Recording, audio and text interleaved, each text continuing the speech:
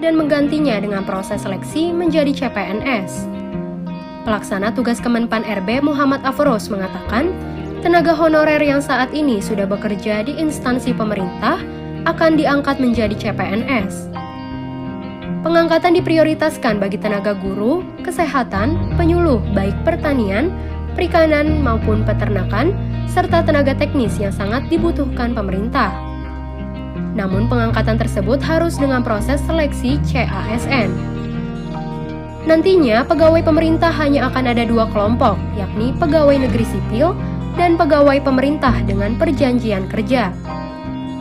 Mengacu pada peraturan pemerintah nomor 48 tahun 2005 tentang pengangkatan tenaga honorer menjadi calon pegawai negeri sipil, ada sejumlah hal yang perlu dipahami terkait pengangkatan. Tenaga honorer yang akan diangkat adalah mereka yang harus memenuhi kriteria usia dan masa kerja sebagai berikut. Pertama, tenaga honorer yang berusia maksimal 46 tahun dan mempunyai masa kerja 20 tahun atau lebih secara terus-menerus. Kedua, tenaga honorer yang berusia maksimal 46 tahun dan mempunyai masa kerja 10 hingga 20 tahun secara terus-menerus.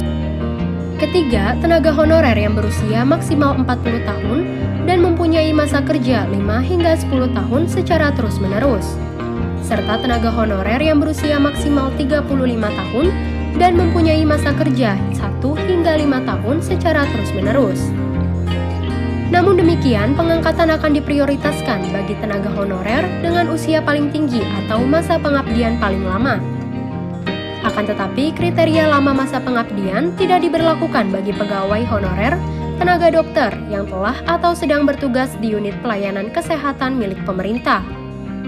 Selama mereka masih berusia di bawah 46 tahun dan bersedia ditugaskan di tempat terpencil minimal 5 tahun, maka akan diangkat menjadi CPNS setelah lulus seleksi. Adapun seleksi CPNS meliputi seleksi administrasi, disiplin, integritas, kesehatan, dan kompetensi.